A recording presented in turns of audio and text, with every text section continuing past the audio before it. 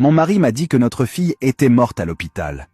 Mais 2 ans plus tard, je l'ai vue vendre de l'eau en sachet dans un autre état. Elle portait la même robe que le jour où elle est morte. C'est l'histoire choquante d'une femme appelée Viviane. Madame Viviane avait 32 ans. Son mari s'appelait le pasteur Donald. Ensemble, ils avaient une fille nommée Pamela.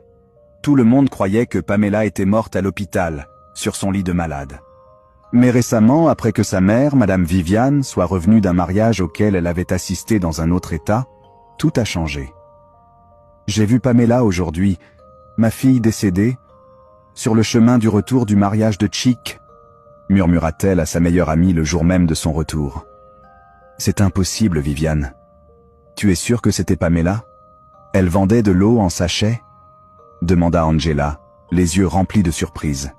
Je suis très sérieuse, Angela, répondit Viviane en se redressant sur sa chaise. Je l'ai vue vendre de l'eau au bord de la route.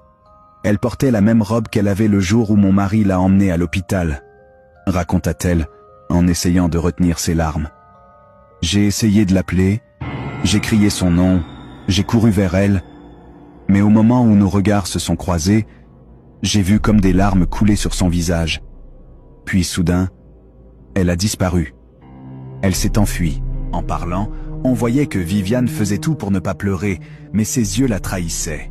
« C'est plus grave que je ne le pensais !» s'exclama Angela, la bouche ouverte. « Mais attends, j'espère que ce n'est pas ce que je pense ?» « Quoi donc ?» demanda Viviane en essuyant ses yeux. « Ton mari ?» murmura Angela. « J'ai l'impression qu'il a quelque chose à voir avec sa mort. » À ces mots, quelque chose s'éveilla dans l'esprit de Viviane. Flashback. 2 ans plus tôt, un mardi matin, Viviane quittait la maison pour aller travailler à la banque. Elle était pressée parce qu'elle était en retard. Juste avant de sortir du salon, Pamela, 12 ans, courut vers elle en se plaignant de douleurs au ventre. « Maman, j'ai mal au ventre !» cria-t-elle. Avant que Viviane ne puisse répondre, son mari, le pasteur Donald, sortit brusquement de sa chambre. « Mon amour, tu n'es pas en retard pour le travail ?» demanda-t-il en s'approchant. « Pamela a très mal au ventre », répondit Viviane rapidement. « Ne t'inquiète pas pour Pamela, je l'emmènerai à l'hôpital tout à l'heure. Ne sois pas en retard au travail. » Viviane hésita un moment. Elle embrassa Pamela sur la joue. « Ma petite Pamie, papa va t'emmener à l'hôpital. Ne t'inquiète pas, tout ira bien, d'accord ?» Puis elle partit.